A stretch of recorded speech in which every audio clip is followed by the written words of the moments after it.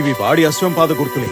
ఇవి కూర్చునివే అయ్యుంటాయా? నేను నా కళ్ళతో చూశాను. ఈ రోజు వాడిని బంధించకుండా వెళ్ళను. అయ్యా, ఈ చుట్టుపక్కల ఎక్కడో గుర్రం పరిగెడుతుంది. అది వాడే అయ్యుంటాడు.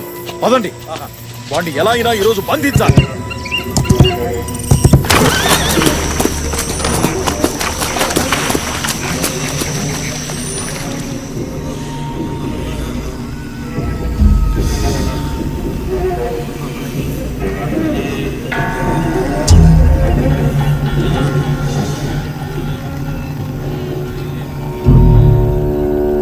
అందరూ చనిపోయినట్టున్నారు. ఎవరో చంపి వేలాడి తీసినట్టున్నారు.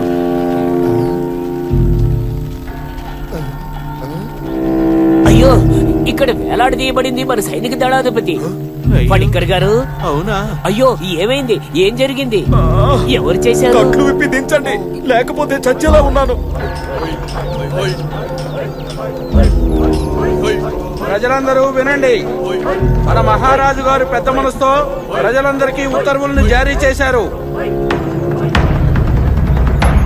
శ్రీ పద్మనాభ స్వామి గుడిలో బంగారు ఆభరణాలను తస్కరించుకుని వెళ్లిన కాయంకుళ కొచ్చుని కనిపెట్టడానికి వెళ్లిన మన సేనాధిపతి అయినటువంటి పాచిపనికర్ వారిని ఆయన అంగరక్షకులను దాడి చేసి హింసించాడు.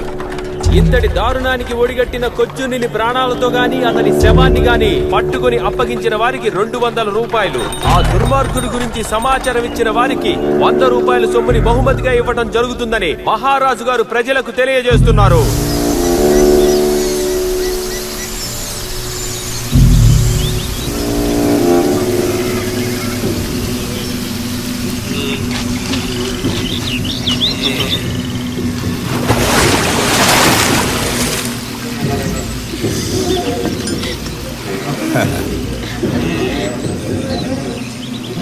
ఇదిగో చింతపండు బాగా కలిపి కారం బాగా దట్టించి చేపల పులుసు పెట్టు. నువ్వు చేసే చేపల పులుసు తలుచుకుంటేనే నోట్లో నీళ్లు ఊరుతున్నాయి. ఊరుతాయి కానీ మీరు ఎప్పుడూ అమాసకు పుణ్యానికి ఇక్కడికి వస్తారు. ఎప్పుడొస్తే ఏంటే, వచ్చినప్పుడు నీకు ఎలాంటి లోటు రాకుండా చూసుకుంటున్నాను కదే.